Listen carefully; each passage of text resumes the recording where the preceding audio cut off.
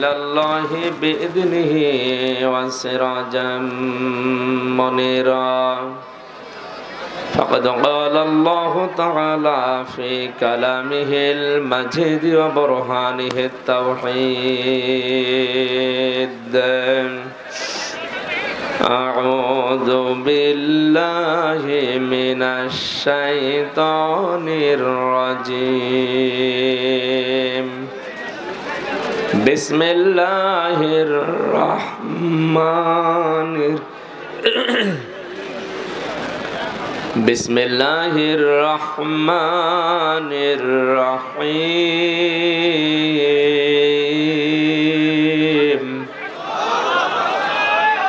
يا أيها الذين آمنوا إذا نودي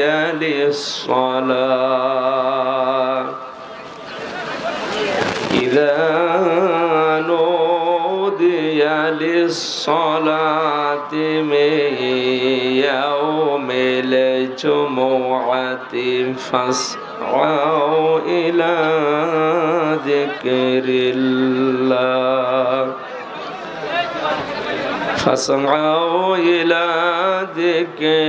الله وذروا البيع ذلكم خير لكم إن كنتم تعلمون فإذا قضيت الصلاة فانتشروا في الأرض وابتغوا من فضل الله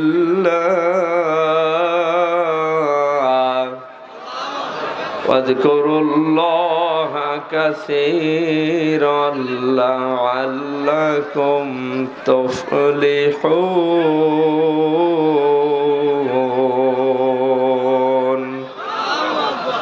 صدقت يا ربنا عن أبي هريرة رضي الله تعالى عنه قال قال النبي صلى الله عليه وسلم الكاسب حبيب الله رواه ابن ماجه وقال تعالى في شأن رسوله وما زادهم إلا إيمانا وتسليما اللهم صل على محمد وعلى آل محمد كما صليت على إبراهيم وعلى آل إبراهيم إنك حميد مجيد اللهم بارك على محمد وعلى آل محمد كما باركت على إبراهيم وعلى آل إبراهيم إنك حميد مجيد الحمد لله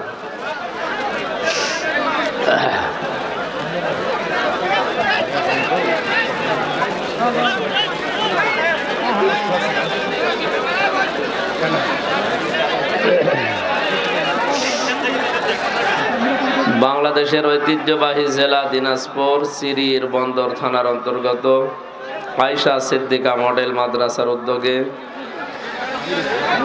দ্বিতীয় বাৎসরিক তাফসীরুল কোরআন মাহফিলের সম্মানিত সভাপতি আলহাজ মাওলানা ইকরামুল হক শাহ, আলোচনা রাখলেন মাওলানা হুসাইন আহমেদ মাহফুজ, হাফেজ মাওলানা আবু সুফিয়ান, মাওলানা বখতিয়ার আলী শিহাব,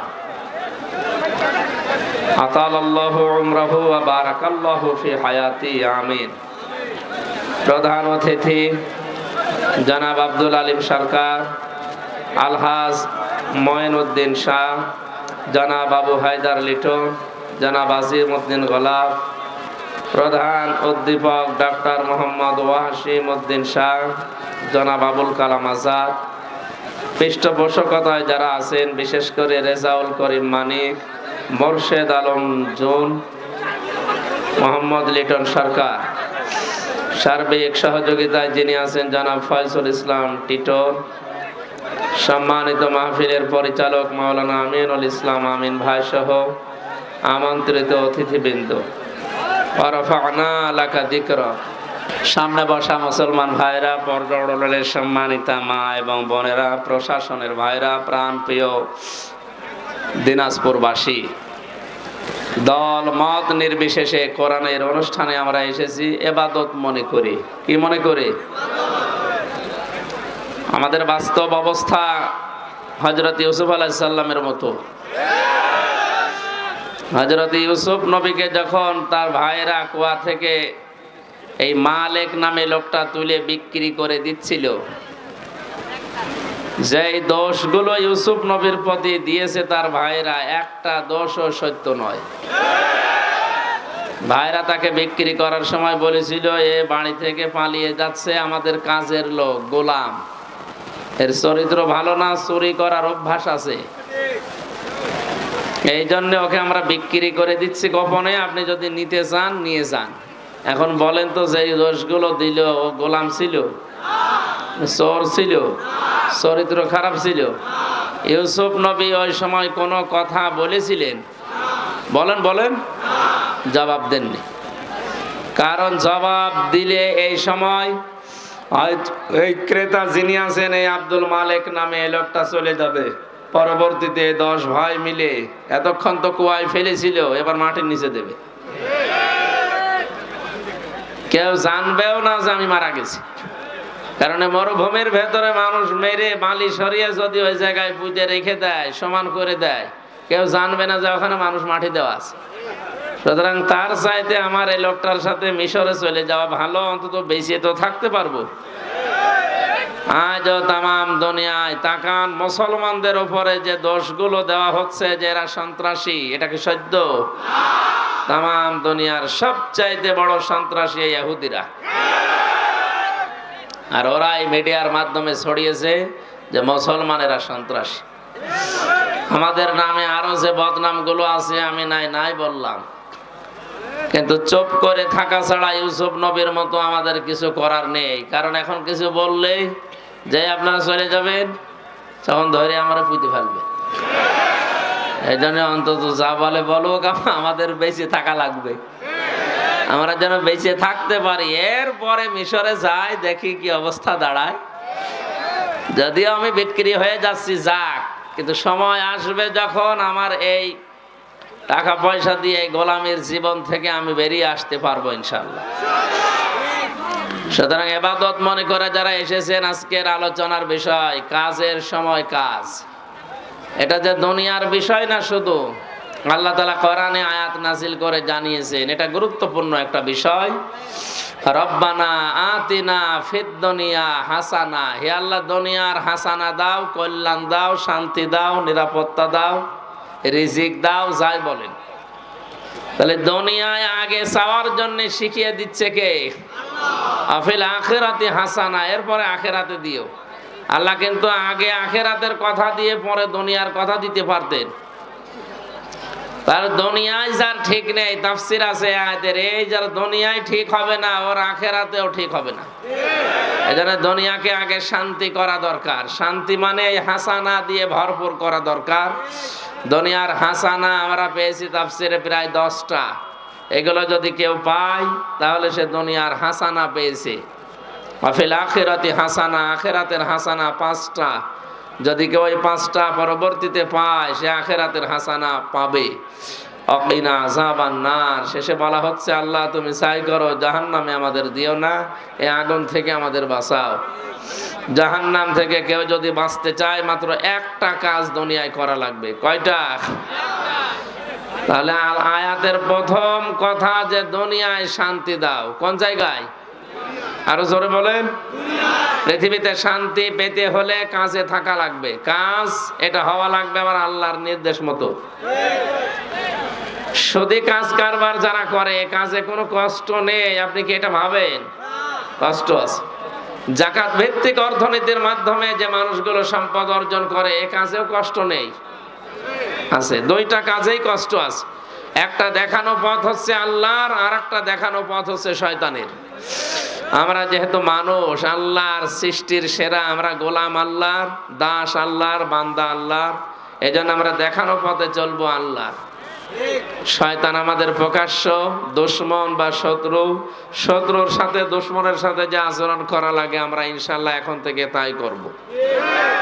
অনেকেই মনে করে শয়তান মানে ওই সে আজাজিল শয়তান, ওই পৃথিবীতে আর শয়তান নেই। ইন্নাল মুবাযযিরিনা কানু ইখওয়ানাশ শায়াতিন ওয়া কানাশ শাইতানু লিরাব্বিহি কাফুরা। এই পৃথিবীতে যারা অপচয় করে তারা শয়তানের ভাই। কোরআন পড়ে আপনি এমন একটা আয়াত দেখাতে পারবেন না যে বড় বড় গুনাহ করেছে কিন্তু শয়তানের ভাই বলে আল্লাহ আখ্যা দিয়েছে, আমি পাইনি। এই শুধু একটা গুনার কারণে যারা অপচয় করে, এরা কি বলেন বলেন? কত বড় কঠিন বিষয় এটা, অথচ এই অপচয় আজ দেদারসে চলছে। আল্লাহ এই কথা বলে শেষ করে দেননি। আল্লাহ নিজে প্র্যাকটিক্যাল মানুষকে অপচয় করেন না সেটা দেখিয়েছেন। বিজ্ঞান আজ প্রমাণ করছে মানুষের এই খাবার খাবার পর পাকস্থলীতে যে যেটা হজম হয়, একটা পিত্ত রস ওখান থেকে তৈরি হয়ে ওই খাবারের উপরে যখন পড়ে ফোঁটা ফোঁটা হয়ে, তখন খাবারগুলো হজম হতে সাহায্য করে। এত দামি জিনিস এটা যদি না পড়ে আপনার খাবার হজম হবে না। বিজ্ঞান প্রমাণ করছে এই রসটা তৈরি হতে শরীরের বিভিন্ন নির্যাস দিয়ে আল্লাহ এই রসটা বানায়। অনেক দামি জিনিস এটা। এজন্য যতক্ষণ আপনার পেটে খাবার থাকে ফোঁটা ফোঁটা করে ওইটা পড়ে, খাবার বন্ধ হয়ে গেলে অটোমেটিক মেশিনের মতো ওটা বন্ধ হয়ে যায়। যেহেতু ওটা খাবার হজম করার জন্য লাগে, খাবার না থাকলে ওইটার দরকার নেই। এত দামি জিনিস খাবারের নির্যাস দিয়ে ওটা বানানো হয়। আমার আল্লাহ এটা অপচয় করবেন, নষ্ট করবেন, এই জন্য আল্লাহ এটা অটোমেটিক বন্ধ করে দিয়েছেন। দুনিয়ার মানুষকে জানিয়েছে তোমরা আর যাই করো অপচয় করবা না, আমি নিজে অপচয় করি না। আমরা বুঝলাম শয়তানের ভাই যারা অপচয় করে, যারা আরো জোরে বলেন। তো শয়তানি আমরা দেখতে পাই না। যারা বাংলাদেশে আজ অপচয় করবে এরা আমাদের দুশমন, শত্রু। দ্বিতীয় নম্বরে শয়তান বলা হয় তাদেরকে যারা অশ্লীলতা ছড়ায়। আসতে বলেন। শয়তান জান্নাতের ভেতরে হযরতে আদম এবং হাওয়াকে উলঙ্গ অবস্থায় দেখে খিলখিল করে হেসেছিল। এটা তো আমি বানালাম না। সূরা আরাফের ভেতরে আমার আল্লাহ জানিয়েছেন হযরত আদম হাওয়া তাদের দুইজনের পোশাক যখন খুলে পড়ে গেছে, শয়তানের ইচ্ছা ছিল না যে তাদেরকে জান্নাত থেকে বের করে দেবে। না, জান্নাতে আছেন থাকেন, অসুবিধা নেই, কিন্তু আপনার লজ্জা স্থান আমি দেখব। এই জন্য শয়তান যৌনতা ছড়াতে ভালোবাসে। আজও যারা বিভিন্ন জায়গায় যৌনতা ছড়ায় বুঝবেন এটা আসল টাটকা নির্ভেজাল শয়তান। তাহলে এদের সাথে সম্পর্ক হবে শত্রু এবং দুশমনের মতো। কথা বলে না কেন? মানুষ আজ অনেকেই নিজে অন্যায় করে আর দোষ দেয় শয়তানের। কাজ করছে নিজে আর গালি দেয় শয়তানকে। আপনি ওইটা বুঝে যদি গালি দিতে পারেন, যারা আজ অশ্লীলতা ছড়ায়, নিজেদেরকে প্রদর্শন করে, চামড়ার ব্যবসা করে, এই মানুষগুলো শয়তান। আপনাকে মানা লাগবে এবং শয়তানকে যেভাবে মনে করেন দুশমন, শত্রু, এদেরকেও ঠিক ওই আচরণ আপনার করা লাগবে। নয়তো আপনি কখন নিজেই শয়তান হয়ে যাবেন টের পাবেন না। শয়তানের আর একটা কাজ আছে, ও নারীকে পুরুষ বানাতে চায়, পুরুষকে নারী বানাতে চায়। নবীজি এজন্য হাদিস দিয়েছেন, কোন পুরুষ যদি নারীর বেশ ধরে, নারী যদি পুরুষের বেশ ধরে, সঙ্গে সঙ্গে আল্লাহ নিজে তাদের উপরে লানত করে। মুহাদ্দিস শাহ মাহমুদুল হাসান দেওবন্দি, ওনার নামটা মুহাদ্দিসে দেহলভী রহমতুল্লাহ আলাইহি, গভীর রজনীতে তিনি কোরআনে কারীম পড়ছিলেন, সূরা ইয়াসিন তেলাওয়াত করছেন। তার বাড়ির উপর দিয়ে দুইটা জিন যাচ্ছিল। কোরআনে কারীমের মধুর আওয়াজ শোনার পরে তাদের চলার গতি তারা থামিয়ে দিয়েছে। মুহাদ্দিস সাহেবের তেলাওয়াত শুনছে, শুনতে শুনতে নিজেরা হারিয়ে গেছে, নিজেদের আকৃতি পর্যন্ত তারা পাল্টিয়ে সর্পের রূপ ধারণ করেছে। জিনদের অভ্যাস হচ্ছে ওরা 24 ঘন্টার ভেতরে যে কোনো এক সময় হয় সাপ নাই বিড়াল, এগুলো হওয়াই লাগবে ওদের। এই জন্য রাতের বেলা অনেকে বের হওয়ার পরে কালো বিড়াল যারা দেখেন, সবগুলো কালো বিড়াল না, ওগুলো দুই একটা জিনও আছে। ওগুলো দেখলে আপনি একেবারে সরাসরি যদি দেখেন বলবেন আস্তাগফিরুল্লাহ অথবা লা হাওলা ওয়ালা কুওয়াতা ইল্লা বিল্লাহ। আর একটু বেশি পারলে আয়াতুল কুরসি পড়ে বুকে ফু দিয়ে নেবেন, নয়তো যদি দুষ্ট হয় আপনার একটা ক্ষতি করে দেবে। মুহাদ্দিস সাহেব নামাজ শেষ করার পরে ঘরের ভেতরে তাকিয়ে দেখলেন দুইটা সাপ খেলা করছে। পাশে গিয়ে বললেন, তোমরা যদি জিন হও চলে যাও, কারণ উনি জানে জিনেরা সর্পের রূপ ধারণ করে। একবার, দুইবার, তিনবার বলার পরে ওরা জায়গায় দাঁড়িয়ে আছে। উনি মনে করলেন এটা না সাপ হবে, ঘরের থেকে লাঠি এনে পিটিয়ে মেরে ফেললেন জায়গায়। এই জিনদের বাবা মা তাদের খবর হয়ে গেছে সন্তান কোথায়, অনুসন্ধান করতে করতে এসে মুহাদ্দিস সাহেবের ঘরের ভেতরে পেয়েছে। মুহাদ্দিসকে সহ দুইটা সন্তান মরা নিয়ে গেছে তার নিজেদের দেশে। জিনদের লক্ষ লক্ষ জিনেরা আছে, এটা তাফসিরে হাক্কানিতে পাবেন আপনি, আমি শিক্ষার জন্য বলছি। লক্ষ লক্ষ জিনদের সামনে জিনের পিতা ডাক দিয়ে বললেন, মুহাদ্দিস সাহেব আপনি আমার দুইটা সন্তানই পিটিয়ে মেরে ফেলেছেন, আমি ইচ্ছা করলে কোরআনের নির্দেশ অনুযায়ী আপনাকেও মেরে ফেলতে পারি। কারণ কেউ যদি কাউকে হত্যা করে তার তিনটা শরত আছে। 1 নম্বরে তাকে মেরে ফেলা লাগবে, 2 নম্বরে ওই লোকটা যদি জরিমানা দিয়ে দিয়ত দিয়ে তার পরিবারস্থ লোকদের কাছে ক্ষমা নিয়ে নেয়, এটার দ্বারাও তার মাফ হবে। আমাদের দেশে মানুষ হত্যা করার জন্য যে ফাঁসির অর্ডার দেওয়া হয়, 30 বছর জেল দেওয়া হয়, এটা কিন্তু কোরআনের নিয়ম না। আমি বহু মানুষকে এই 3টা বছর জেলে থাকা অবস্থায় মার্ডার মামলার আসামি দেখেছি। জিজ্ঞাসা করে, হুজুর আমি অন্যায় ভাবে হোক আর ন্যায় ভাবে যেভাবে হোক একটা মানুষ মেরে ফেলেছি, আমার যে সরকার 30 বছর জেল দিল এই দেশের আইনে, আমার কি মাফ হয়ে যাবে? না। আপনি যাকে মারলেন এর বিনিময়ে এক কথা হচ্ছে আপনাকে মেরে ফেলা লাগবে। দ্বিতীয় কথা হচ্ছে যদি মেরে ফেলা না হয়, ওই লোকটার আত্মীয় স্বজন যারা আছে, ছেলে মেয়ে, বাবা মা, স্ত্রী, তাদেরকে আপনার, ওরা যদি বলে 20 লাখ টাকা দেন আপনাকে মাফ করে দেব, আপনি যে ক্ষতি করলেন ওই টাকা দিলে আপনি মাফ পেয়ে যাবেন। 20 বছর 30 বছর আপনারা জেল খাটা লাগবে না। এটা ইসলামের নিয়ম ছিল। এটা কি ছিল? কোরআনে কারীম আয়াত শোনালেন জিনেরা, ইয়া আইয়ুহাল্লাযীনা আমানু কুতিবা আলাইকুমুল কিসাসু ফিল কতলা। ওহে যারা ঈমানের দাবি করো তাদেরকে বলছি, হত্যার বদলে হত্যা এটা আমি আল্লাহ লিখে দিলাম। কি করলাম? আরো জোরে বলেন। আল্লাহ কিন্তু ফারাজা শব্দটা দেননি। আলেম যারা আছেন তাদেরকে বলছে আল্লাহ কুতিবা দিয়েছেন। ফরজ শব্দ দিলেও তো অর্থ হয়ে যেত, কাতাবা দিলেন কেন? আমি যদি এখন এখানে সভাপতি যিনি আছেন বলি যে এই জমিটা আপনাকে আমি দিয়ে দিলাম মৌখিক, এর কোনো দাম আছে? কারণ জমিও আমার না, এ দেওয়ার ক্ষমতাও আমার নেই। আর আমি যদি এই জমির মালিক যিনি, তাকে দিয়ে দলিলে সই স্বাক্ষর করে লিখে ওনার হাতে বলে এই যে লিখিত, ওই জিনিসের দাম নেই। আরো আসতে বলেন।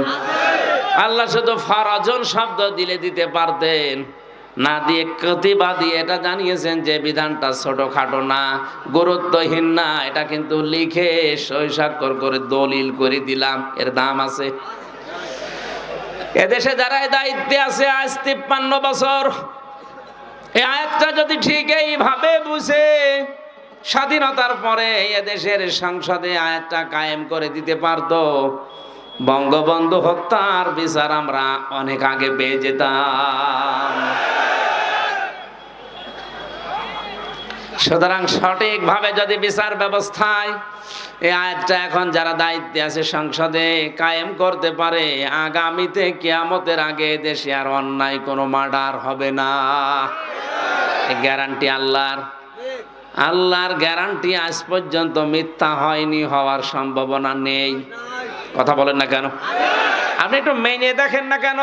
ফামান তাবিআ হুদায়া ফালা খাউফুন আলাইহিম ওয়ালা হুম ইয়াহজানুন। আল্লাহ পাক বলেন যে হেদায়েত পাঠিয়েছি, এটা যদি অনুসরণ অনুকরণ করে চলতে পারো, আমি গ্যারান্টি দিলাম কোনো ভয় নেই, কোনো চিন্তা নেই। যে সমস্ত ভয়গুলো মানুষ আজ করে, যে রাস্তায় গেলে আমরা অনেকেই খুন হয়ে যাই, বাড়িতে থাকলে অনেকে গুম হয়ে যায়, এই ভয়টা কোরআন গ্যারান্টি দিচ্ছে যে থাকবে না। আর কোরআন যদি না থাকে, ও ভয় দিন দিন আরো বাড়বে। এই জন্য আমাদের উচিত হচ্ছে ৯৬% মুসলমানের দেশে কোরআন এর এই আইনটা সংসদে পাস হোক। কথা বলেন। কিয়ামতে অন্তত যে গলাগুলো সাক্ষী দিল, কিয়ামতের ওই ময়দানে আল্লাহ যেন এই কণ্ঠগুলোকে আমাদের এই আয়াতের পক্ষে থাকার কারণে সাক্ষী হিসাবে কবুল করেন। আরে ভাই, ছোটখাটো বিষয় কিয়ামতে আল্লাহ দেখবে। ইব্রাহিম নবীর পক্ষে ছিল একটা ব্যাঙ, এই জন্য ব্যাঙের পোশাক আল্লাহ পাক করে দিয়েছে। ইব্রাহিম নবীর বিপক্ষে ছিল একটা কাংলাস, এই জন্য কাংলাস দেখলেই মেরে ফেললে 10টা নেকি হয়। ওনাদের দ্বারা কোনো কাজ কিন্তু হয়নি, কাংলাসের দ্বারাও কোনো কাজ হয়নি, ব্যাঙের দ্বারাও কাজ হয়নি। কারণ এমন আগুন জ্বলছিল, 1 কিলোমিটার উপর দিয়েও যদি পাখি উড়ে যায় ঝলসে পড়ে যেত। এত বড় বিশাল অগ্নিকুণ্ড, এখানে ব্যাঙের পোশাকের কাজ হবে? বলেন না কেন? কিন্তু ব্যাঙের এই পোশাককে হযরতে জিবরাইল দেখার পরে জিজ্ঞাসা করলেন, তুমি যে পোশাক করো কোনো কিছু করতে পারবা?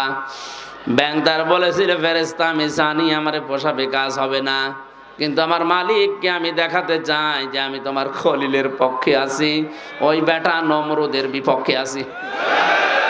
আল্লাহ এত বেশি পছন্দ করলেন কথাটা, ওই দিন থেকে কিয়ামত পর্যন্ত যত ব্যাঙ আসবে সব ব্যাঙের পোশাককে আল্লাহ পাক বলেই ঘোষণা করে দিয়েছেন। এই এদিকে তাকান, একটা ব্যাঙ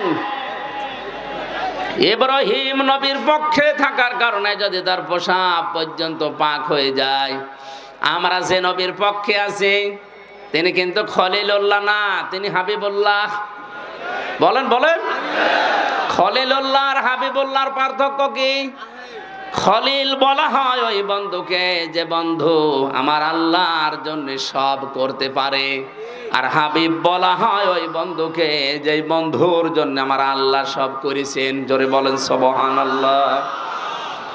ইব্রাহিম নবীর পক্ষে থাকার কারণে যদি ব্যাঙের পোশাক পাক হয়ে যায়, আমরা মুহাম্মদুর রাসূলুল্লাহ হাবিবুল্লাহর পক্ষে থাকলে আমাদের জীবন পাক হয়ে যাবে। এই জন্য আল্লাহর আয়াতের পক্ষে যারা সায় দিলেন, আপনি মানেন না সেটা আলাদা, কিন্তু আপনাকে রায় দেওয়া লাগবে যে আমরা এই আয়াতটা সংসদে দেখতে চাই। আজ হাজারো মানুষ জেলখানাতে, প্রায় 1 লাখের উপরে মানুষ এখন জেল খাটছে সারা বাংলাদেশে। অধিকাংশগুলোই লক্ষ্য করলে দেখা যায় মার্ডার মামলা। গাজীপুরের কাশিমপুর কারাগারে প্রায় 1200 মানুষ এখনো ফাঁসির দণ্ডাদেশ নিয়ে মাথায় নিয়ে কন্টেম সেলে কাটাচ্ছে। 10,000 মানুষ ওখানে আছে, 4 জেল মিলে প্রায় 1200-1300 মানুষ শুধু ফাঁসির আসামি, এদেরকে সব ফাঁসি দেওয়া হবে। এদের 1 নম্বর অপরাধ হচ্ছে এরা মানুষ হত্যা করেছে, এই কারণেই তো ফাঁসি দেয়। জিনদের পিতা ডাক দিয়েছে, মুহাদ্দিস সাহেব আমি কিন্তু আয়াত অনুযায়ী আপনাকে মেরে ফেলতে পারি, কিন্তু আমার একটা হাদিস জানা আছে, কোন সৃষ্টি যদি তার আকৃতি পাল্টিয়ে ফেলে তাকে মেরে ফেললেও কোনো গুনাহ নেই। আমার সন্তান দুইটা তাদের নিজেদের আসল আকৃতি পাল্টিয়ে সর্পের আকার ধারণ করেছে। আপনি যেটা বললেন যে তিনবার তাদের বলার পরেও তারা শোনে নাই, এই জন্য আপনি না বুঝতে পেরে মেরে ফেলেছেন। আমি আপনার কোনো দোষ দিতে চাই না, তবে একটা কথা, যে কোরআন শুনতে গিয়ে জীবন গেছে, স্থান ত্যাগ করে নাই, আপনার এই মধুর কণ্ঠ দিয়ে আমাদেরকে ওই কোরআন থেকে একটা কিছু শুনিয়ে বিদায় করেন। মুহাদ্দিস শাহ ওয়ালিউল্লাহ দেহলভী রহমাতুল্লাহ আলাইহি তার মধুর কণ্ঠ দিয়ে কোরআনের সবচাইতে সুন্দর সূরা যেটা সূরা রহমান তেলাওয়াত করে শোনালেন। আর রহমানু আল্লামাল কোরআন খলাকাল ইনসানা আল্লামাহুল বায়ান। হাজার হাজার জিনের অজ্ঞান হয়ে গেছে, হুশ যাদের ছিল তারা সঙ্গে সঙ্গে বলে উঠেছে, কুলু উহিয়া ইলাইয়া আন্নাহু ইসতামাআ নাফারুম মিনাল জিন্নি ফাকালু ইন্না সামি'না কুরআনান আজাবা। তারা বলেছে অবশ্যই যে ওহী শুনলাম এটা আশ্চর্য কোরআন। শব্দের দিকে খেয়াল করেন, ইয়াহদি ইলার রুশদি ফাআমান্না বি। এই এদিকে তাকান, ইয়াহদি ইলার রুশদি ফাআমান্না বি। যে কয় মিনিটে আমরা কোরআন শুনেছি, এ কোরআন আমাদেরকে হেদায়েতের পথ বলে দিয়েছে। আপনি মনে হয় বুঝতে পারেননি। জিনেরা কোরআন শুনেছিল কয়দিন? মাত্র কয়েক মিনিট লাগে সূরা রহমান পড়তে। এই কয়েক মিনিট শোনার পরে তাদের সিদ্ধান্তের দিকে তাকান, ইয়াহদি ইলার রশদি ফাআমান্না বি। এই কোরআন আমাদেরকে হেদায়েতের পথ বলে দিয়েছে, আমরা ঈমান আনলাম। ওয়ালান নুশরিকা বিরাব্বিনা আহাদা। জীবন চলে গেলেও কোনোদিন আল্লাহর সাথে আমরা শরীক করব না। আমাদের কি এখনো শিরিক বন্ধ হয়েছে? আসতে বলেন। আমরা ঈমান আনতে পেরেছি না। অনেকে আমরা জানি যে ওযু করলে ওযু ভেঙে যায় 7টা কারণে, নামাজ পড়লে নামাজ ভেঙে যায় 19টা কারণে। কথা বলেন না কেন? ঈমান আনলে ঈমান ভেঙে যায় 10টা কারণে। এখানে যত মানুষ বসে আছে, শুধু বিজ্ঞ আলেমগুলো বাদ দিয়ে যদি জিজ্ঞাসা করা হয়, ভালো ভালো মুসল্লি পর্যন্ত বলতে পারবে না যে ঈমান ভাঙার যে 10টা কারণ। পারবে না? মনে নেই। ঈমানও ভেঙে যায়, মানুষের আমলও ভেঙে যায়। এখন যদি বলেন আমলের আবার হাত পা আছে নাকি ভেঙে যায়? হ্যাঁ, আমল ভাঙে। আমল কিভাবে ভাঙে আমি বলবো। এই এলাকায় যদি কারো আমল ওরকম থাকে, ভেঙে গেলে আমার কিছু করার নেই। আল্লাযীনা কাফারু ওয়া সাদ্দু আন সাবিলিল্লাহি আযাল্লা আমালাহুম। সূরা মুহাম্মাদের প্রথম আয়াতে আল্লাহ জানিয়েছেন, যারা কুফরি করে আর যারা আল্লাহর পথে বাধা সৃষ্টি করে, আদাল্লা ইউদিল্লু বাবে ইফআল। বাংলা অর্থ দাঁড়িয়েছে আমলের বহুবচন আমাল। কোন মানুষ যদি কুফরি করে আর আল্লাহর পথে বাধা সৃষ্টি করে, সে যেভাবে হোক ওর জীবনের পেছনের আমল আল্লাহ সব নষ্ট করে দিয়েছে, ভেঙে ফেলেছে। এ কোরআন শুনতে আসবে মানুষ আল্লাহর পথে না শয়তানের পথে? আরো জোরে বলেন। মাওলানা আমিনুলকে যারাই বাধা দিয়েছে, আমি সজ্ঞানে স্বেচ্ছায় একেবারে বাস্তবতার সাথে মিলিয়ে কোরআন সামনে নিয়ে বলছি, আপনি নামাজ পড়তে পারেন, পাগড়ি মাথায় দিতে পারেন, হজ করতে পারেন, কোরআন অনুষ্ঠান চালু হবে বাধা দেওয়ার জন্য যারাই বিভিন্ন কায়দায় চেষ্টা করেছেন, আপনার আমল ভেঙে গেছে। কোন হুজুর নিয়ে আসবেন? এবার নিয়ে আসেন। যদি মনে করেন না বানিয়ে বলছি, সূরা হুজুরাতের 2 নম্বর আয়াতের ব্যাখ্যা আছে, বিশ্ব নবীর উপরে যদি কেউ কথা বলে তাহলে তার আমল আল্লাহ নষ্ট করে দেয়, অথচ লোকটা জানেও না যে আমার আমল নষ্ট হয়ে গেল কি করে। লা তারফাউ আসওয়াতাকুম ফাওকা সাওতিন নাবিয়্যি ওয়া লা তাজহারু লাহু বিল কওলি কাজহারি বা'দিকুম লিবা'দিন আন তাহবাতা আমালুকুম ওয়া আনতুম লা তাশউরুন। কোন ইমানদার যদি নবীর উপরে কণ্ঠ দিয়ে উচ্চ আওয়াজে কথা বলে, হে নবী আপনি জানিয়ে দেন তার আমল আর নেই, সব নষ্ট হয়ে গেছে। এই আয়াত আমি বানালাম। কাবা এখনো পর্যন্ত মসজিদে নববীতে নবীজির রওজার উপরে এটা স্বর্ণের অক্ষর দিয়ে লেখা আছে। আপনি বলেন তো এখানে নবী আছে কিয়ামত পর্যন্ত দুনিয়ায় আসবে? আরো জোরে বলেন বলেন। নবী তো আসবে না কিয়ামত পর্যন্ত, এই আয়াতটা আল্লাহ কোরআনে দিল কেন? আবার তারফাউ মোজারে দিয়েছেন, এই কারণেই দিয়েছেন বর্তমান ভবিষ্যৎ প্রেজেন্ট ফিউচার।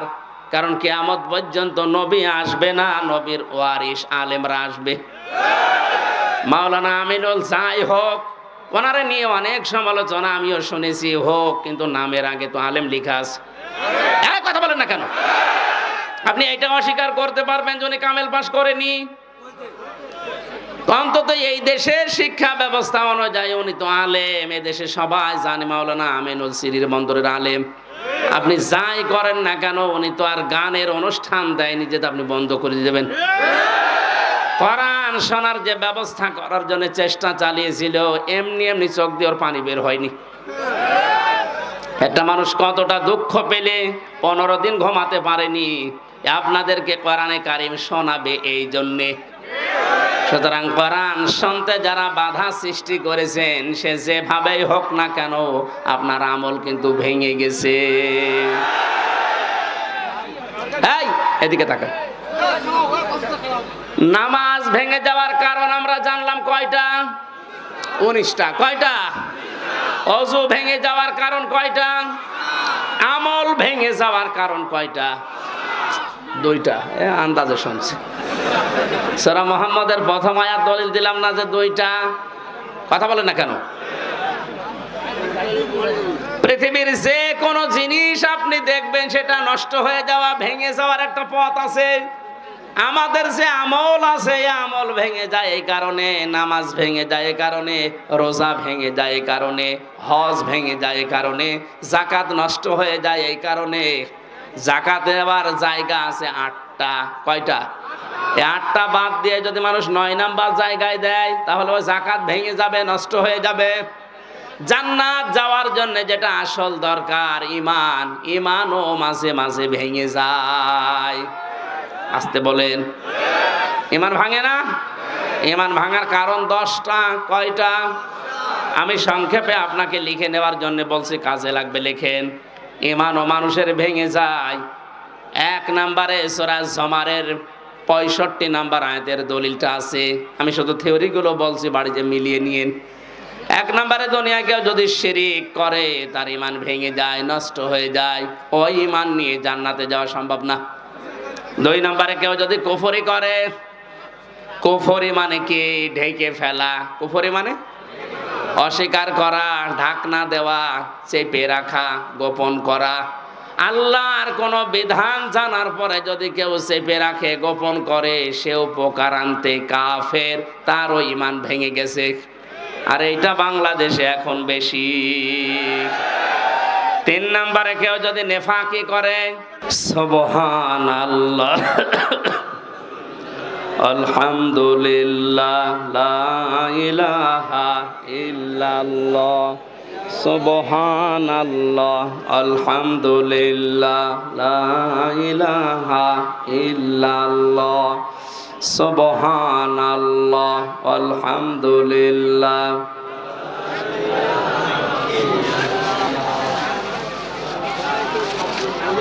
এবার তো আওয়াজ দেন না। আমি যে জিকির করতে বললাম, কি আওয়াজ দেন না কেন? সুবহানাল্লাহ, আলহামদুলিল্লাহ, লা ইলাহা ইল্লাল্লাহ, সুবহানাল্লাহ। এটা দেওয়াই ভালো ছিল, এরপরে ঘেমে যাচ্ছে।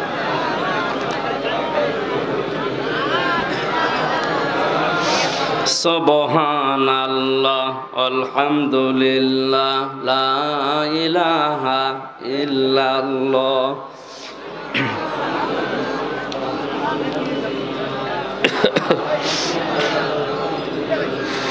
দাও খোদা দাও আমায় আবার ওমার দারাজ দিল, দাওয়ালির মতো বীর সেনানি জাগাতে নিখিল।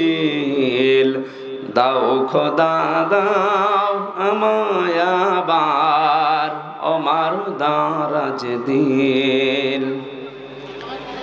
হামজাকে দাও ঘরে ঘরে জীবন দিতে ওয়াকাতরে,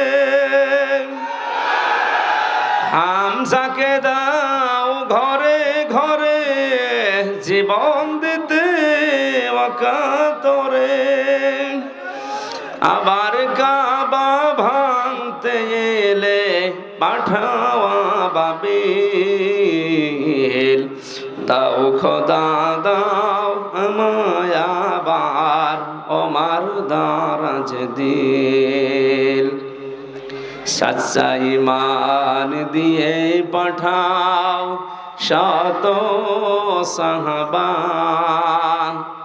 যাদের দেখে বিশ্ব আবার বলুক মারহাবা। আবার পাঠাও আবু বকর, ফিতনা ফাসাদ আসুক সমর। অনড় পাহাড় সম দাও সে মনের মিল, দাও খোদা দাও আমায় আবার ওমার দারাজ দিল।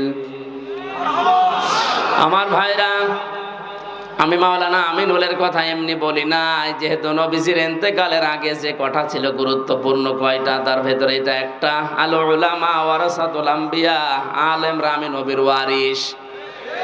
আমি হয় মাওলানা আমিনুল, মাওলানা হোসাইন, মাওলানা হারুন, যাই হয়ে দেশে আলেম যারাই আছে, আপনি বিশ্বাস করতে পারেন এদের আমল আখলাক ত্রুটি বিচ্যুতি থাকতে পারে, কিন্তু এরা নবীর ওয়ারিস। কিয়ামতের ময়দানে আল্লাহ পাক যদি বিচারও করে আলেমদের সবার সম্মুখে করবে না, কুদরতের পর্দা দিয়ে ঢেকে নিয়ে গোপনে বলবে এগুলো করেছিলি। এই জন্য একটা মনে সান্ত্বনা আছে, কিয়ামতে অন্তত আল্লাহ মানুষের সামনে অপমান করবে না। শাস্তি যদি দিতেও চায় আল্লাহ গোপনে দেবে। আল্লাহর কাছে আমাদের জীবনের আলেমদের কাকুতি মিনতি, আল্লাহ তুমি গোপনে মাফ করে দিও। তোমার সাত্তার নামের ওসিলায় যেভাবে গোপন করে দিয়েছো দুনিয়ায় কেউ জানে না। আমির হামজা, মাওলানা হোসাইন, মাওলানা আমিনুল কি করেছে অনেকে জানি না, তোমার জানা আছে। কিয়ামতে যেদিন বিচার বসাবে আল্লাহ কুদরতের ওই জায়গাতে যেন তুমি গোপনেই মাফ করে দাও। আমার ভাইরা, এই জন্য ওনার উপরে যদি কেউ কণ্ঠস্বর নিয়ে কথা বলেন, ওনার আমল আখলাক যাই থাকুক না কেন, আপনারটা কিন্তু আল্লাহ নষ্ট করে দেবে। আমি ঈমান ভাঙার যে 10টা কারণ বলেছি লিখে নেওয়ার জন্য, যাদেরকে লিখে নিয়েছেন হয়তো 3 নম্বরে নেফাক, যাদের ভেতরে আছে মোনাফিকি, উপরে ফিটফাট ভেতরে সদরঘাট, আপনার ঈমান ভেঙে গেছে। আমি একটা উদাহরণ তাফসীর থেকে লিখেছি, যারা সব ধর্মকে সমান মনে করে ওদের ঈমান নষ্ট হয়ে গেছে। আরে দেশে এরকম অনেক মানুষ এখন দিন দিন বাড়ছে। সব ধর্ম সমান আপনি বিশ্বাস করা তো দূরের কথা, আপনি বলেন কি করে? যে দলিলগুলো আপনি দেন যে লাকুম দীনুকুম ওয়ালিয়া দীন, লা ইকরাহা ফিদ্দীন, এই আয়াতের অর্থ আপনি নিজেই ভুল করছেন, নিজেই উল্টাপাল্টা করে ঈমান হারাচ্ছেন, মানুষকেও হারাতে বাধ্য করছেন। যারা বিভিন্ন পূজা মণ্ডপে গিয়ে কথা বলে যে আমরা সার্বজনীন সনাতন ধর্মে এই অনুষ্ঠানে হাজির হইলাম, এ কথা যদি কেউ বিশ্বাস নিয়ে বলে থাকে ওর ঈমান নষ্ট হয়ে গেছে। কারণ সার্বজনীন ধর্ম একটাই দুনিয়ায়, তার নাম ইসলাম। আর সনাতন ধর্ম মনে করি অনেকেই বলি হিন্দু ধর্ম না, সনাতন মানে পুরাতন। সনাতন মানে এই পৃথিবীতে সব চাইতে পুরাতন ইসলাম, এর আগে কিছু ছিল না। এক কথা বলে না কেন? পৃথিবীর প্রথম মানব যিনি হযরতে আদম, তার ধর্ম কি? আরো জোরে। সুতরাং এ কথা কারা প্রচার করেছে আমরা জানি না, যে সনাতন ধর্ম মানে হিন্দু ধর্ম, এটা মিথ্যা কথা। সনাতন ধর্মই পৃথিবীতে ইসলাম। ইসলাম, আল্লাহর কাছে একমাত্র ধর্মের নাম ইসলাম। এজন্য ধর্মের আগে আলিফ লাম আছে। এখানে যারা গ্রামার বোঝে, আলিফ লাম 4 প্রকার। এখানে যে আলিফ লাম দেওয়া আছে নির্দিষ্ট করার জন্য। আমি যদি মাওলানা হোসাইনকে বলি ভাই আমি দিনাজপুরে যাব, উনি যদি বলি এই যে এই রাস্তাটা, এর আগে তাহলে তরিকের আগে আলিফ লাম দেওয়া লাগবে। তরিক এই একটাই রাস্তা, কিন্তু দিনাজপুরে যাওয়ার জন্য এখনো 4-5টা রাস্তা আছে। তখন আর তরিকের আগে আলিফ লাম দেওয়া যাবে না, কারণ এটা অনির্দিষ্ট। যে কোনো রাস্তা দিয়ে আমি যেতে পারি, দিনাজপুরে পৌঁছালেই হলো। কিন্তু কোন রাস্তা দিয়ে দিনাজপুরে গেলে আপনি পাবেন না শুধু এই রাস্তাটা ছাড়া। তখন তরিক বা রাস্তার আগে কি লাগবে? আলিফ লাম। কি লাগবে? যত ধর্ম দুনিয়ায় আছে সব ধর্মের ব্যাপারে আল্লাহর বক্তব্য এই, সবগুলো শয়তানের আবিষ্কার করা, আমি আল্লাহর আবিষ্কার করা ইসলাম। আমাইয়াবতাগি গায়রাল ইসলামি দীনান ফালা ইকবালা মিনহু।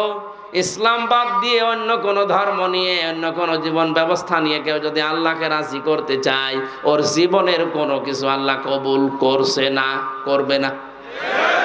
তাহলে এই আয়াতগুলো দ্বারা কি প্রমাণ হয়? সব ধর্ম সমান। আরো জোরে।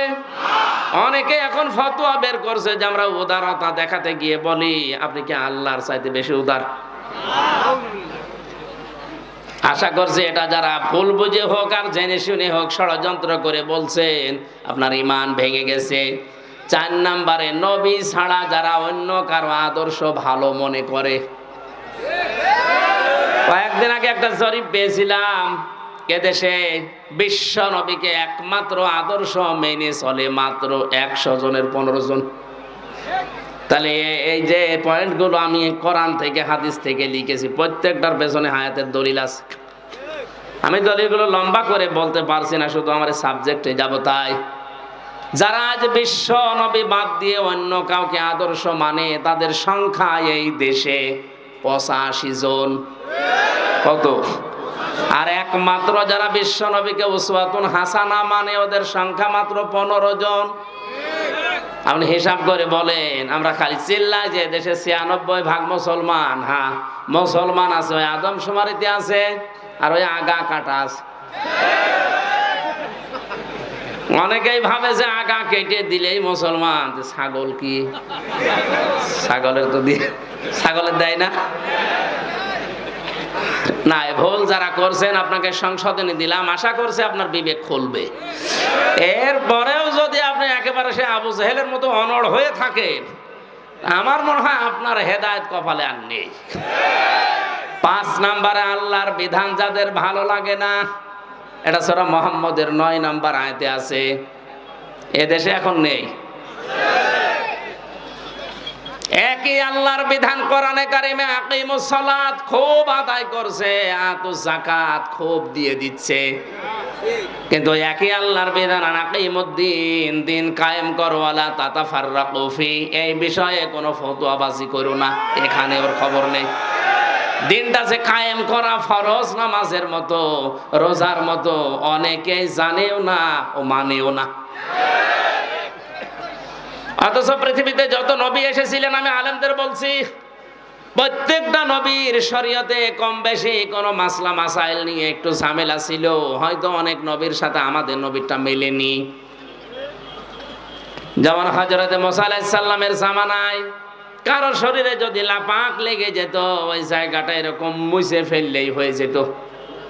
হযরতে ঈসা নবীর জামানায় একটু কঠিন ছিল, কোন জায়গায় নাপাক লেগে গেল চামড়া খুশিয়ে খুশিয়ে তুলে ফেলে লেগে লাগতো। আল্লাহ পাক কঠিনটাও দেননি, একেবারে সহজটাও দেননি, আমাদের মাঝামাঝি শরীয়ত দিয়েছেন যে চামড়াও তোলা লাগবে না, আবার মুছে ফেললেও হবে না, 3 বার ধুয়ে ফেলা লাগবে। যে মাসলা মাসালে হয়তো বিভিন্ন নিয়ম নীতি নিয়ে মতপার্থক্য ছিল, কিন্তু আদম থেকে শুরু করে আমাদের নবী পর্যন্ত প্রত্যেকের মিশন একটাই ছিল, আনাকিমুদ্দিন ওয়ালা তাতাফাররাকু ফি। নামাজ যেভাবে কায়েম করো, রোজা যেভাবে ফরজ মনে করে করো, দিন কায়েম করা কিন্তু ঠিক ওই রকম ফরজ। আর এই বিষয়ে কোনো পার্থক্য, মত পার্থক্য, ফতোয়াবাজি, দলাদলি চলবে না। আর যত দলাদলি, মত পার্থক্য সব এই জায়গায় এসে। এদেশে মানুষ যত তার চাইতে দল বেশি, এটা মিথ্যা কথা। কারণ এমনও লোক আছে একজন 2-3 দল করে, যখন যে দল উনি ওই দলের কর্মী, যেদিকে বৃষ্টি পড়ে ওইদিকে ছাতা ধরে, এরকম মানুষ আছে না নেই? আল্লাহর কোন বিধানকে আপনি যদি খারাপ মনে করেন, হ্যাঁ আপনার বুঝে আসছে না সেটা আলাদা কথা বলছেন। আল্লাহর বিধানকে খারাপ মনে করলে ঈমান নষ্ট হয়ে যায়, ভেঙে যায়, ব্যর্থ হয়ে যায়। 6 নম্বরে দিনের কোন বিধানকে নিয়ে কেউ যদি কটাক্ষ করে, উপহাস করে, মর্যাদা দিতে না চায়, এটা আজ দিন দিন বাড়ছে। আল্লাহর বিভিন্ন বিধান নিয়ে মানে তো না, আরো কটাক্ষ করে, আরো উপহাস করে উড়িয়ে দেয়। আমি একটা উদাহরণ দিচ্ছি আল্লাহর কোরআন থেকে, একটু খেয়াল করে শোনেন। কোরআনের কোন আয়াত বোঝার জন্য কেউ যদি চেষ্টা করে, তার কিন্তু 500 রাকাত নফল নামাজের সওয়াব।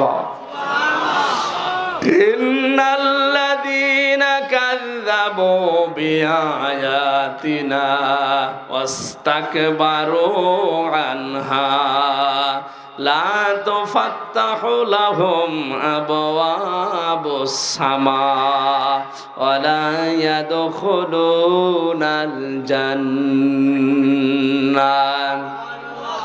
আল্লাহ পাক বলেন, হে নবী, নিশ্চয় যারা আমি আল্লাহর আয়াতকে অবিশ্বাস করে, মিথ্যা মনে করে, আর যখন আমার আয়াত দিয়ে ওয়াজ করা হয়, তাফসির করা হয়, ব্যাখ্যা করা হয়, সতর্ক করা হয়, ও মানুষ সতর্ক না হয়ে অহংকার করে আরো উঠে চলে যায়। ওয়াস্তাকবারু আনহা, ইস্তেকবার করে, অহংকার করে, দাম্ভিকতা দেখিয়ে মুখ ফিরিয়ে চলে যায়। লা তুফাত্তাহু লাহুম, তুফাত্তাহু মুজারে, বর্তমান, ভবিষ্যৎ, প্রেজেন্ট, ফিউচার, তার জন্য খোলা হচ্ছে না, হবে না। আবওয়াবুস সামা, বাবের বহু বচন আবওয়াব, বাব মানে দরজা, আবওয়াব মানে দরজা সমূহ, সামা মানে আকাশ।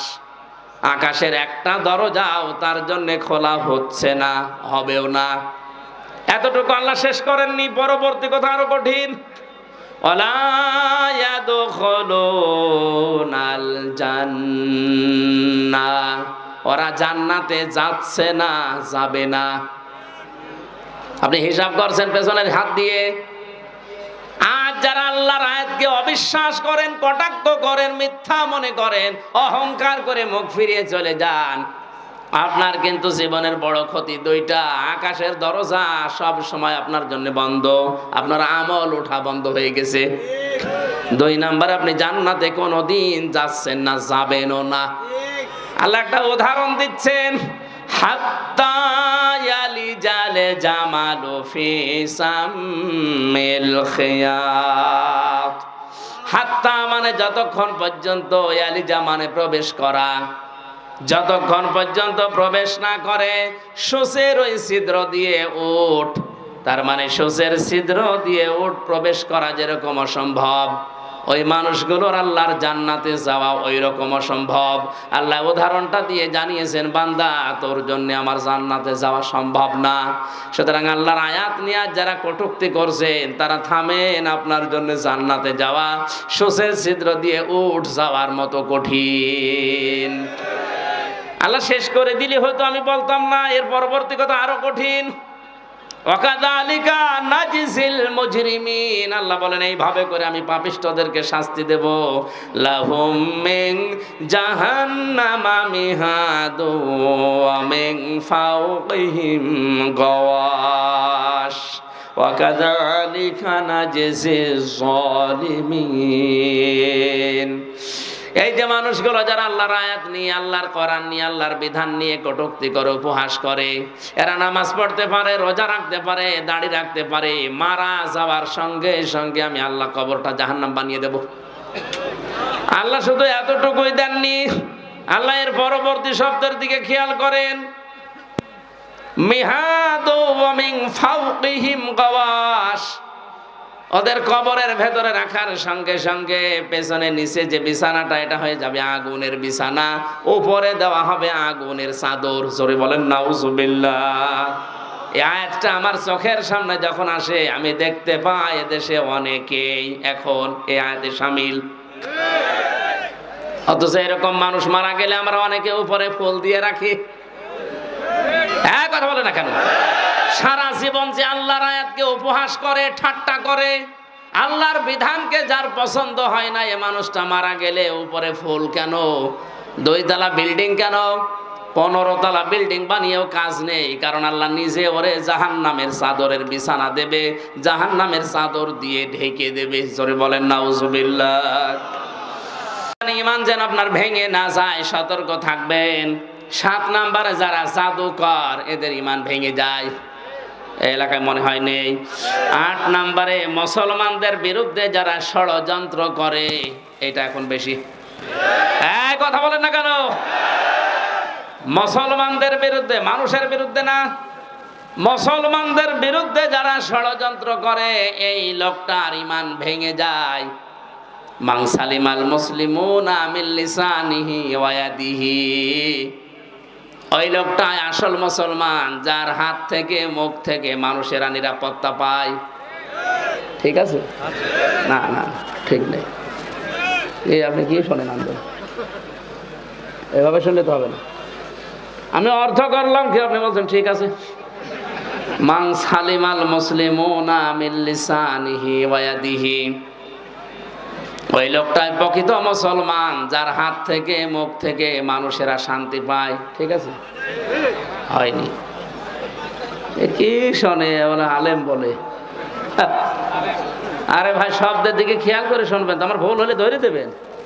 এমনি এমনি আপনি স্টেজে বসে আছেন। না না না, হয়নি। এখানে কিন্তু এই জন্যই তাফসীর মাহফিলে আসা লাগে। সূক্ষ্ম কিছু শব্দ যেগুলো ক্লাসে পাওয়া যায় না, এই শব্দগুলো গবেষণা করে বের করা লাগে। কোন মানুষ যদি মানুষ হয়ে মানুষের উপরে জুলুম করে, তার বিরুদ্ধে কিন্তু আল্লাহর মামলা আছে, এটা আলাদা বিষয়। সূরা শুরার 42 নম্বর আয়াতে আল্লাহ দলিল দিয়েছেন, ইন্নামাস সাবিলু আলাল্লাযিনা ইয়াজলিমুনান নাস। আমি আল্লাহর মামলা, আমি আল্লাহর অভিযোগ তাদের বিরুদ্ধে যারা মানুষ হয়ে মানুষের উপরে জুলুম করে। আল্লাহ এখানে ইয়াজলিমুন আল মুসলিমুনা দেয়নি, দিয়েছে ইয়াজলিমুনান। বলেন বলেন, হিন্দু কি মানুষ না? খ্রিস্টান, ইহুদি, তাহলে মানুষ মতবাচ্যে যারা বিবেচিত, সে যে ধর্মের হোক, ওর ওপরে কেউ যদি জুলুম করে, তার অধিকার নষ্ট করে, তার বিরুদ্ধে মামলা কার? এটা আলাদা বিষয়। কিন্তু এখানে আল্লাহর নবী নাস শব্দ দেননি, দিয়েছেন মুসলিমুনা। কি দিয়েছেন? আমি এইটা বোঝানোর জন্যই বলছিলাম, ওই লোকটাই আল্লাহর কাছে প্রকৃত মুসলিম, যার হাতের দ্বারা আর মুখের দ্বারা মুসলমানেরা নিরাপত্তা পায়।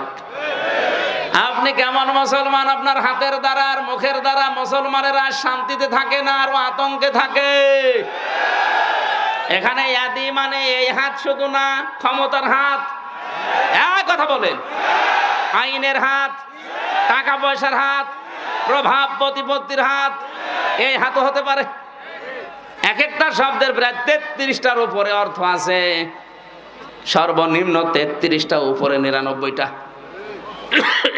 যেখানে যেই শব্দটা খাটবে, অ্যাপ্রোপ্রিয়েট হবে, ওইটা ওই জায়গায় আপনাকে লাগানো লাগবে। এই জন্য তাফসীর করতে গেলে এক শব্দের একাধিক অর্থ আপনার জানা থাকতে হয়, না একটা শব্দের একটা অর্থ জেনে যদি শুরু করতে চান, আপনি উলটপালট করে ফেলবেন। কোরআনে কারিমে আল্লাহ দরবা দিয়েছেন, দরবা মানে মারা। দরবা মানে কি? আমাদের সে মিজান বোন সাহেবে পড়িয়েছে, দরবা মানে আঘাত করা, দরবা মানে মারা। অথচ তাফসীরের ভাষায় 33টার উপরে শব্দ আছে। দরবা মানে দৃষ্টান্ত দেওয়া, দরবা মানে সফর করা, আমার সবগুলো এখন মনে নেই, আমার যতটুকু আয়ত্ত আছে আমি মিলাতে পারি। কোরআন পড়তে গেলে যে এই জায়গায় দৃষ্টান্ত হবে, এই জায়গায় সফর করা হবে, এই জায়গায় মারা হবে, আমি যদি ওই মারাটাই জেনে রাখতাম অর্থ করতে পারতাম।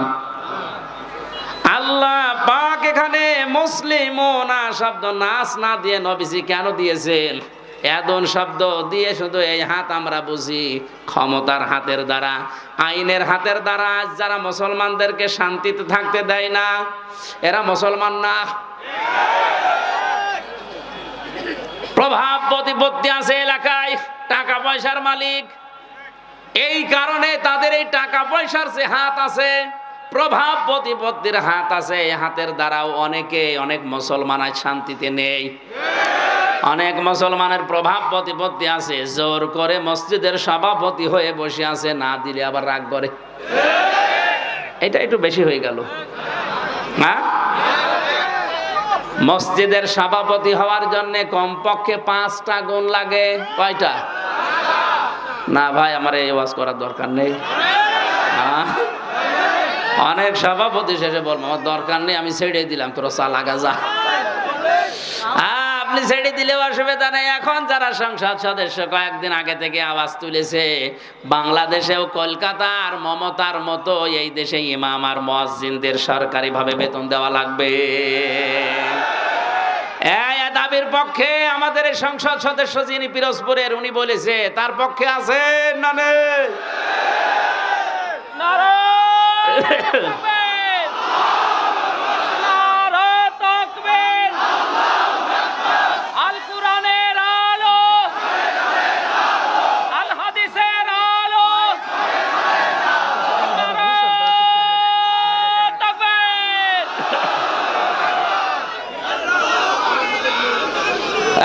পৌরসভার মেয়র যিনি আছেন, ড্রেন পরিষ্কার করে, টয়লেট পরিষ্কার করে, তার যদি বেতন দেওয়া যায় 3 লক্ষ 3.5 লক্ষ, মসজিদের ইমামের বেতন আর মুয়াজ্জিনের বেতন দিতে গেলে আমাদের প্রধানমন্ত্রী পারবে না।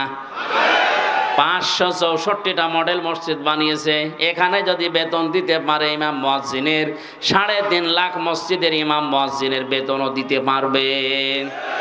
সে কলিজা তার আছে, কথা বলছে না কেন? তার কলিজা না থাকলে 10.5 লাখ 12 লাখের উপরে। তাকান কত মানুষকে আশ্রয় দিয়েছে। চীন এত বড় রাষ্ট্র, একটা মানুষও নেয়নি। কথা বলছে না কেন? আর সমালোচনা আলোচনা তার বিরুদ্ধে পক্ষে বিপক্ষে আছে, কিন্তু তার কয়েকটা কাজ কিন্তু খুব ভালো। বিশেষ করে একটি খামার একটি বাড়ি, এই প্রকল্পের মাধ্যমে অনেকে আজ একটা কর্মজীবন পেয়েছে, একটা মাথা গোজার ঠাঁই পেয়েছে। প্রধানমন্ত্রীর জীবনে কিছুই যদি আল্লাহর ভালো না লাগে, এই কাজটা ভালো হবে, কারণ এটা কোরআনে কারিমের সূরা মুদ্দাসসির থেকে নেওয়া। আলাম নাকুন নুতিউমুল মিসকিন, হে নবী আপনি মিসকিনদেরকে খাবার দেবেন, যারা দেয় না তারা মুসলমান দাবি করলেও জাহান্নামে যাবে। সুতরাং শুধু নিজে খেয়ে পরে বাঁচবেন, এতিম মিসকিন অসহায় মানুষের খবর রাখবেন না, আপনি জান্নাতে যেতে পারেন না। উনি হয়তো এই আয়াত থেকে এই শিক্ষাটা নেওয়ার জন্য একটি খামার একটি বাড়িয়ে প্রকল্প চালু করেছিল। আর দুর্নীতি হয়েছে, হয়তো অনেকে একটি খামার একটি বাড়ি বানাতে গিয়ে বাঁশের বদলে রড দিয়েছে, আমরা জানি, কিন্তু কাজ তো করেছে। যারা দায়িত্ব পেয়েছিল ওরা 2 নাম্বারই করলে উনি ওখানে ঢাকা থেকে করবে কি? সুতরাং এই কাজটা যেন আল্লাহ কবুল করেন। লক্ষ লক্ষ মানুষের মাথা গোজার মতো একটা ঠাঁই হয়েছে, একটা কর্মসংস্থান তৈরি হয়েছে। জোরে বলেন সুবহানাল্লাহ। আমি কিন্তু শিক্ষা দেওয়ার জন্য যে জায়গায় ছিলাম ওখানে ফিরে যাচ্ছি। যে মানুষগুলো কাউকে মুসলমানদের বিরুদ্ধে ষড়যন্ত্রে লাগিয়ে দেয়, এই লোকটার মুসলমান থাকে না, ঈমান ভেঙে যায়। 9 নম্বরে কাউকে যদি কেউ ইসলামের ঊর্ধ্বে মনে করে, ওর ঈমান নষ্ট হয়ে যায়। আমি এই শব্দটা আর বলবো না। কাউকে আপনি ইসলামের ঊর্ধ্বে মনে করতে পারবেন না, এমনকি নবীজিও না। কারণ নবীজি ইসলামের প্রচারক ছিলেন, ইসলামের খাদেম ছিলেন। বিশ্ব নবীকে যখন পাথর দিয়ে দিয়ে মেরে মেরে রক্তাক্ত করে ফেলে রাখতো, জিবরাইল এসে পাথরগুলো সরিয়ে বড় একটা পাথরের ওকে বলতেন তুলা হয়ে যাও, তোলার মতো নরম করে ওখানে যখন শুয়ে দিতেন, জিবরাইলকে নবীজি বলে ভাই আমার কি কাজ? নবীজিকে আল্লাহ শুনিয়েছেন, ফেরেশতা বলে দাও যে দিনের জন্য নবীকে পাঠিয়েছি ওই দিনের জন্য মার খেয়েছে সকাল বেলা থেকে মুহাম্মদুর রাসূলুল্লাহর ওই দিনের প্রচার করাই কাজ। তাহলে দিনের মর্যাদা কত বেশি ইসলামের। এজন্য ইসলামের ঊর্ধ্বে কাউকে মনে করা যাবে না, সে যেই হোক। কথা বুঝতেছেন? আমার কাছে আগে ইসলাম, আমি মুসলিম হিসাবে, এরপরে অন্য কিছু। 10 নম্বরে ইসলামের কোন বিধানকে যারা ঘৃণা করে, এটা সূরা সেজদার 22 নম্বর আয়াতের ব্যাখ্যায় পাবেন। তাহলে আমি বলছিলাম দুনিয়াতে অনেক কিছু আছে যেগুলো করলেই হয় না, ভেঙে নষ্ট হয়ে যায়। এই পৃথিবীতে শয়তানের যে বন্ধু, এই বন্ধু কিন্তু ভেঙে যায়। শয়তানের সাথে যারা বন্ধুত্ব করে এই বন্ধুত্ব ভেঙে ফেলার বুদ্ধি আছে না নেই? আমরা যারা শয়তানের সাথে বন্ধুত্ব করলাম, এই যে অপচয় করে, অশ্লীলতা ছড়ায়, যৌনতা ছড়ায়, নবীদের, তার মানে নবীর ওয়ারিসদের মুখের উপরে জোরে কথা বলে, আল্লাহর পথে চলতে বাধা দেয়, এগুলো সব শয়তানের কাজ। কার কাজ? আল্লাহ আমাদেরকে হেফাজত করুন, বলেন আমিন। সূরা জুমার মাত্র 2টা আয়াত পড়েছিলাম। এমন গুরুত্বপূর্ণ বিষয় আল্লাহ আয়াতের ভেতরে দিয়েছেন, একটু খেয়াল করে তাফসীর আকারে শোনেন। ইয়া আইয়ুহাল্লাযীনা আমানু ইযা নুদিয়া লিস-সালাহ। আল্লাহ পাক বলেন, ঈমানদারেরা যেদিন আযান দেওয়া হয়, ইলা ইয়াউমিল জুমআহ, ইযা নুদিয়া লিস-সালাতি মিন ইয়াউমিল জুমআহ, জুমার দিন যখন আযান দেওয়া হয়, ডাকা হয়, আহ্বান করা হয়, ঘোষণা দেওয়া হয়, ফাসাউ ইলা যিকিরিল্লাহ, তোমরা আল্লাহর জিকিরের দিকে, নামাজের দিকে দৌড়াও। কে বলছেন? আরো জোরে বলেন। ওয়াজারুল বাই, দুনিয়ার সব বেচা কিনা কাজ কারবার বন্ধ করে দাও। যালিকুম খায়রুল লাকুম ইন কুনতুম তা'লামুন, এইটাই ভালো কাজ, এইটা যদি তোমরা বুঝে থাকো। এবার আসেন তো আয়াতের বাস্তব ব্যাখ্যা কি। আল্লাহ পাক শব্দটা দিয়েছেন ইযা নুদিয়া লিস-সালাতি মিন ইয়াউমিল জুমআতি ফাসআউ ইলা যিকিরিল্লাহ, যখন আযান হয়ে যাবে সব কাজ কাম বন্ধ করে দিয়ে দৌড়াও নামাজের দিকে। কিসের দিকে? আরো জোরে বলেন। আর আমরা হাদিস শুনেছি এতদিন যে নবীজি জানিয়েছেন কেউ যেন নামাজের জন্য দৌড়িয়ে মসজিদে যাবা না। শুনেননি? শুনছি মানে কি? এটাই সঠিক হাদিস। মুসলিম শরীফের হাদিস হচ্ছে কেউ যেন মসজিদে দৌড়িয়ে যাবা না নামাজ পড়ার জন্য। ফজরের নামাজে নবীজি নামাজ আদায় করছেন, নামাজের ভেতরে ধপ ধপ করে কিছু আওয়াজ শুনলেন, নামাজ শেষ হয়ে গেল, ঘরে বসলেন, ডাক দিয়ে বললেন সাহাবীরা নামাজের ভেতরে আমার কানে আওয়াজ এসেছে, ধপ ধপ করে আওয়াজ হচ্ছিল, কিসের? সাহাবীরা বলে হুজুর আমরা ফজরে টের পেয়েছি দেরিতে, জলদি করে ওযু করে মসজিদে আমরা অনেকেই দৌড়িয়ে এসে জামাত ধরেছি। ওই দিন নবীজি হাদিসটি বলেছিলেন যে তোমরা কেউ দৌড়িয়ে জামাত ধরবা না, যতটুকু পারা যায় ধীরে স্থির ভাবে নামাজ পাও, বাকি যেটা পাবে না কাজা করে নেবে। কথা বুঝতেছেন? তাহলে আয়াতের সাথে নবীর কথার কোনো মিল নেই। হ্যাঁ, কই আছে? কই? আল্লাহ বললেন দৌড়াও, নবীজি বললেন দৌড়ানোর দরকার নেই। আল্লাহ দৌড়াতে বলেছেন এই কারণে আপনার যেন নামাজ গুরুত্ব দিয়ে, যখন দুনিয়াতে নামাজের সিস্টেম চালু হয়ে যাবে, আজান হয়ে যাবে, সব কাজ কাম আপনার জন্য এখন বন্ধ। আল্লাহ এইটা বোঝাতে চেয়েছেন যে কাজ কামে লিপ্ত থাকতে গিয়ে যেন আল্লাহর নামাজের জামাত শেষ হয়ে না যায়। এজন্য আগে থেকে প্রস্তুতি নাও, আগে থেকেই তোমাকে নিজেকে প্রস্তুতি করো, অন্তত মসজিদের সাথে তোমার এই জীবনটা, তোমার অন্তরটা লটকিয়ে রাখো।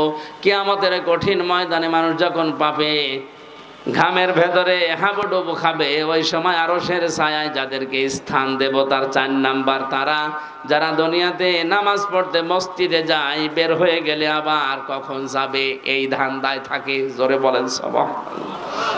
আমরা এই কাজ কারবার করে একটু আদায় করি। বলে ফাসাউ ইলা যিকিরিল্লাহর ব্যাখ্যা মানে দৌড়াতে বলেছে এই জন্যে যেন আপনি আগে থেকে প্রস্তুতি নেন, নামাজ যেন নষ্ট না হয়ে যায়। এই কারণে সব কাজ কাম বন্ধ করে দিতে বললেন। এ আয়াতের সাথে বাংলাদেশের বাস্তবতার মিল হয় না, আমি অনেক ক্ষেত্রে দেখেছি। আল্লাহ বলছেন দৌড়াও নামাজের জন্য, সব কাজ কাম বেচা কেনা দোকানপাট যত কিছু আছে বন্ধ করা লাগবে। কে বলছেন? আরো জোরে। দিনাজপুরবাসী খেয়াল করেন, জমার নামাজ আজান থেকে শুরু করে একেবারে শেষ পর্যন্ত আমার মনে হয় 1-1.5 ঘন্টা সময় লাগে। কথা বলছে না কেন? আল্লাহ বললেন তোমাদের এইটাই ভালো কাজ, নামাজে আসো, ওই কাজ বন্ধ করে দিয়ে। আর আমরা দেখছি না 1-1.5 ঘন্টা সময় লাগছে। অথচ এই দেশে এমন অনেক মানুষ আছে 1 ঘন্টায় 5 লাখ টাকা উপায় করে। মানে আপনার বেশি মনে হয়ে যাচ্ছে। ঢাকাতে ডাক্তার মতিয়ার রহমানের বাড়ি খুলনা, অনেক পিত্তথলির পাথর বের করেন অপারেশন ছাড়া। ওনার 15 মিনিট সর্বোচ্চ সময় লাগে এক একটা অপারেশন করতে, 1,20,000 করে টাকা নেয়। তো 1 ঘন্টায় যদি 4টা 5টা করে কত টাকা হয়? উনি 1.5 ঘন্টা নামাজ পড়তে গেলে কমপক্ষে 7 লাখ টাকা ওনার লস হবে। আর কথা বলছেন এখানে। এখন উনি যদি এই আয়াতের প্রশ্ন করে, আল্লাহ তোমার সাথে তো আমার বাস্তবতা মেলে না, তুমি বলছো যালিকুম খায়রুল লাকুম, এইটাই ভালো কাজ, অথচ আমি দেখলাম না নামাজ পড়তে গেলে আমার 7 লাখ লস। তা আমার তো লাভ হচ্ছে না, লস হচ্ছে। তাহলে কোরআনের এই আয়াত ভুল। কেন আল্লাহ যালিকুম খায়রুল লাকুম দিয়েছেন? এইটাই ভালো কাজ। ইন কুনতুম তা'লামুন, যদি তোমরা জানো। এবার আসেন ব্যাখ্যায়। আল্লাহ এই কারণে দিয়েছেন, আপনি 1.5 ঘন্টায় 7 লাখ টাকা উপায় করলেন। যে সমাজে নামাজ নেই, নামাজের শিক্ষা নেই, হাসপাতাল থেকে অপারেশন করে 7 লক্ষ টাকা ব্যাগে নিয়ে আপনি ব্রিফকেসে ভরে যাচ্ছেন বাড়িতে, 1-1.5 কিলোমিটার দূরে মনে করেন বাড়ি। রাস্তায় যাবার সময় যে সমাজে নামাজ নেই, সমাজে চুরিদারি, ছিনতাই, হাইজাকার, ডাকাতি নেই। আসতে বলেন। এখন আপনি 7 লাখ উপায় করে যাচ্ছেন, ও সমাজে তো নামাজ নেই। আপনার টাকা নেওয়ার সঙ্গে সঙ্গে বাড়িতে যাওয়ার রাস্তায় যদি ছিনতাইকারী ধরে, যদি চাই, আপনি দিতে না চাইলে আপনাকে মেরেও ফেলতে পারে। আল্লাহ এই কারণে নামাজের গুরুত্ব দিলেন, কারণ নামাজ যদি কায়েম হয়ে যায়, নামাজের শিক্ষাগুলো যদি ব্যক্তি পরিবার সমাজ রাষ্ট্রে এসে যায়, 7 লাখ না 7 কোটি টাকা সঙ্গে নিয়ে গেলেও তোমার মনে আল্লাহ ছাড়া আর কোনো চোর, ডাকাত, হাইজাকার, ছিনতাইকারীর ভয় থাকবে না। এরকম একটা পরিবেশ আল্লাহর নবী মদিনায় গঠন করেছেন না করেন নাই? আরো জোরে। একবারও কি দেখতে মনে চায় না যে নামাজের সমাজটা বাংলাদেশে কায়েম হলে কি করে হাইজাকার মুক্ত, সন্ত্রাস মুক্ত, দুর্নীতিবাজ মুক্ত, সাদাবাজ মুক্ত, চোর ডাকাত মুক্ত একটা জীবন কিভাবে চালানো যায় শান্তিতে, ওটা দেখতে মনে চায় না? আরো জোরে বলেন, চায় না? আল্লাহ এই জন্য এটা বলেছেন যালিকুম খায়রুল লাকুম, এটা ভালো। এই জন্য নামাজ কায়েম করো, নামাজকে দাঁড় করাও। হ্যাঁ, নামাজ যখন পরিবারে, সমাজে, রাষ্ট্রে কায়েম হয়ে যাবে নামাজের শিক্ষাগুলো, তখন আর মসজিদে বসে থাকার দরকার নেই। ফাইদা কুদিয়াতিস সালাতু ফান্তাশিরু ফিল আরদি ওয়াবতাগু মিন ফাদলিল্লাহ। নামাজ যখন শেষ হয়ে গেছে, এখন আর মসজিদে থাকা যাবে না, এখন ছড়িয়ে যাও, ছিটিয়ে পড়ো, অনুসন্ধান করো আল্লাহর রিজিক। আল্লাহর কি? আরো জোরে। এতে বিধান হচ্ছে 2টা, একটা নামাজ পড়ো আর একটা ছড়িয়ে পড়ো। খেয়াল করেন, তাহলে নামাজও ফরজ, জমিনে হালাল রুজির জন্য চেষ্টা করা, কষ্ট করা। আরো জোরে। আল্লাহ কিন্তু নামাজের আগে ওয়াজকুরুল্লাহ দেননি, যে নামাজের আগে তোমরা আল্লাহর বেশি বেশি জিকির করো, বলেননি। কিন্তু ওয়াজকুরুল্লাহ কাসীরা দিয়েছেন ওয়াবতাগু মিন ফাদলিল্লাহর আগে। তোমরা যখন অনুসন্ধান করতে যাবে রিজিক জমিনে, তখন কিন্তু আল্লাহর জিকির, আল্লাহর স্মরণ ভুলে যেও না। কারণ আমি আল্লাহ জানি নামাজে দাঁড়িয়ে মানুষ এমনি আমাকে ডাকবে। কিন্তু বাস্তবতায় গিয়ে, কর্মজীবনে গিয়ে, প্র্যাকটিক্যাল লাইফে গিয়ে যদি আমি আল্লাহর কথা মনে না থাকে, ওখানে দুর্নীতি হওয়ার সম্ভাবনা আছে না নেই? এই জন্য নামাজের ভেতরে অনেককে দেখা যায় কাকু কাঁদতেছে, নামাজের গুরুত্বও দিয়েছে, কিন্তু কর্মজীবনে যে এই জিকিরটা আর স্মরণ করে না, এই জন্যে ঘুষ খায়, সুদ খায়। আরো জোরে বলেন। ভার্সিটিতে থাকাকালীন একবার মাস্টার্সের সার্টিফিকেট নিয়ে আসতে গেছে, যার কাছে গেলাম বললাম স্যার সই করে দেন একটা সিল মেরে। অনেক আমারে বলছে হামজা তাড়াতাড়ি কর। বলছে স্যার আমি তো তাড়াতাড়ি করছি। কর্মজীবনে যে যেন আমাকে ভুলে যেও না, আমার জিকিরটা ওই জায়গায় আরো বেশি করো, তাহলে এই দেশে দুর্নীতি হবে না। আয়াতের শেষে ছিল লাআল্লাকুম তুফলিহুন, যদি এটা করতে পারো আমি আল্লাহ বলছি তোমরা সফল হয়ে যাবে। জোরে বলেন সুবহানাল্লাহ। এই জন্য আমরা যদি আল্লাহর রিজিক অনুগ্রহ পেতে চাই, আল্লাহর দয়া পেতে চাই, এদিকে তাকান, আল্লাহর অনুগ্রহ যদি কেউ পেতে চায় তাহলে জমিনে আসা লাগবে, আর আল্লাহর রহমত যদি কেউ পেতে চায় মসজিদে যাওয়া লাগবে। মসজিদে ওঠার সময় বলা হয় আল্লাহুম্মা আফতাহ লি আবওয়াবা রাহমাতিক, হে আল্লাহ তোমার রহমতের দরজা আমার জন্য খুলে দাও। এক কথা বলেন না কেন? আর যখন বের হয় মানুষ তখন কি চায়? আল্লাহুম্মা ইন্নী আসআলুকা মিন ফাদলিকা, এই যে ফজল অনুগ্রহ, হে আল্লাহ আমি তোমার কাছে আশা করি, চাই যে তুমি আমার রিজিক দাও, ফজল দাও। এখানে ফজল মানে রিজিক, ফজল মানে কি? তাহলে আমাদের কাজের সময় কাজ করা লাগবে, আর নামাজের সময় দুনিয়ার সব স্টপ, নামাজ পড়া লাগবে। এখন থেকে সিদ্ধান্ত নিয়ে যান, যত কঠিন পরিস্থিতি তৈরি হোক না কেন, ফরজ নামাজ আমি জীবনে আর ছেড়ে দেব না। হ্যাঁ, আমি আর যাই করি না কেন, ফরজ নামাজ, নামাজ শেষ হয়ে গেলে মসজিদে আর বসেও থাকবো না, কারণ আল্লাহর নির্দেশ ফান্তাশিরু ফিল আরদি ওয়াবতাগু মিন ফাদলিল্লাহ। নামাজ শেষ হয়ে গেছে, এখন জমিনে ছড়িয়ে পড়ো, এ নির্দেশ কার? নবীজি জানিয়েছেন আল কাসিবু হাবিবুল্লাহ, যারা কাজ করে খায় জমিনে এরা সাধারণ মানুষ না, এরা আল্লাহর বন্ধু। আমরা আল্লাহর বন্ধু খোঁজার জন্য সেই চট্টগ্রামে যাই, বরিশালে যাই, সিলেটে যাই, ফরিদপুরে যাই। কে বলেছে ওগুলো আল্লাহর বন্ধু? যারা কাজ করে খায় না, বসে বসে খায়, ওগুলো আল্লাহর শত্রু। আল কাসিবু হাবিবুল্লাহ, যারা উপার্জন করে খায়, কাজ করে খায়, এরা কার বন্ধু? এই কাজটা যত ছোট হোক কোনো অসুবিধা নেই। এই যে মাইক টাঙিয়েছে যারা, এরাও কাজ করে খায়, রাস্তা ঝাড়ু দেয়, এরাও কাজ করে খায়। এই জন্য আয়াতের শিক্ষা হচ্ছে নামাজের সময় হয়ে গেলে দুনিয়ার সব আমার কাছ থেকে মাইনাস হয়ে যাবে। নামাজের সময় হয়ে গেলে দুনিয়া বলে আমার আর কিছু নেই, আমার এখন আল্লাহর বিধান সামনে, নামাজ শেষ, এখন আমাকে যাওয়া লাগবে কর্মজীবনে রিজিক তালাশ করার জন্য। দুনিয়া হাসানা ওয়া ফিল আখিরাতি হাসানা ওয়া কিনা আযাবান নার। আল্লাহ বিশাল আয়োজনকে কবুল করো। আমার শরীর এবং কণ্ঠের দিকে তাকিয়ে আমি শেষ করে দিলাম, আবার তুমি আমাকে আগের অবস্থায়, স্বাভাবিক অবস্থায় ফিরিয়ে দাও। আমার কণ্ঠটা তুমি ভালো রাখো, সুস্থ রাখো শরীরটা, আমার এলেম তুমি বাড়িয়ে দাও, কোরআনের কথাগুলো সহজ সরল ভাষায় বলার তৌফিক দাও। এই মাহফিলের আয়োজন করতে গিয়ে যারা যেভাবে সহযোগিতা করেছে আল্লাহ তাদেরকে কবুল করে নাও। তোমার এক বান্দা কয়েকদিন আগে তার ছেলেকে হারিয়ে ফেলেছে, আল্লাহ ছেলেটাকে মাফ করে দাও। আমার আমিনুল ভাই সহ প্রশাসনের যে ভাইগুলো মাহফিলের জন্য সর্বাত্মক সহযোগিতা করেছে, এদের মা বাবা, আত্মীয় স্বজন, স্ত্রী পুত্র যারা দেশে আছে, এদের উপরে তোমার খাস রহমত নাজিল করো।